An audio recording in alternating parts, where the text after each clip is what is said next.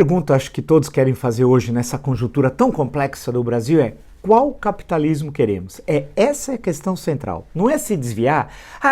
Nós os liberais na economia, conservadores nos costumes, isso é tudo babaquice. Ou a direita quer isso, a esquerda quer aquilo. Também não tem nada a ver com direita e esquerda. A questão que se coloca, essa é a pergunta central. Qual capitalismo queremos? Nós tivemos durante um longo período da história do Brasil, especialmente entre 1930 até final de 1970, portanto durante meio século, o que foi chamado de capitalismo de substituição das importações. Era a ideologia, era a construção teórica da CEPAL, Comissão Econômica para a América Latina, né?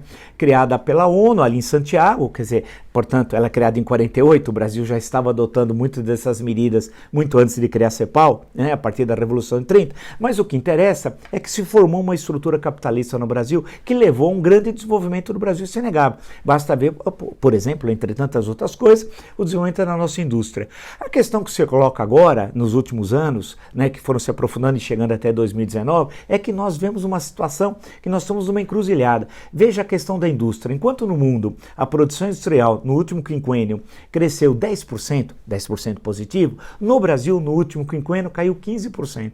É claramente o processo de desindustrialização, claro que não é agora. É um processo que vem das últimas décadas, mas tem se aprofundado. Então a questão que se coloca, por exemplo, é termos uma política industrial. E esse governo desastroso, com Paulo Guedes, que só é um especulador do mercado financeiro, ele nunca produziu nem um alfinete na vida. Ele só quer especular, viveu disso, é milionário. Disse, inclusive, se as coisas derem errado, eu vou embora.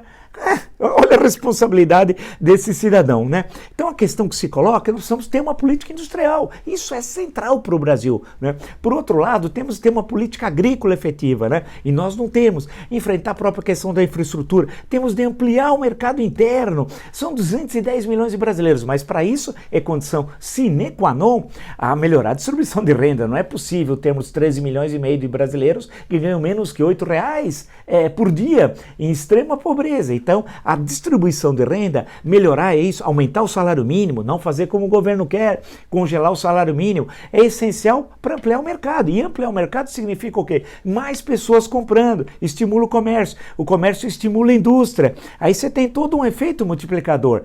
Portanto, você precisa ter uma política econômica que defenda os interesses nacionais, não os interesses do capital especulativo, como faz o Paulo Guedes. Então você tem hoje a necessidade não de acabar com o Estado, melhorar a qualidade do Estado, melhorar a qualidade do gasto público, ampliar os gastos de saúde e educação, ao contrário do que quer fazer o governo com essa PEC criminosa, PECs, porque são várias, cortar os gastos de educação e saúde. Nós temos que fazer justamente o inverso. Eles querem demitir funcionário público, diminuir jornada, diminuir salário. Então o processo é diferente.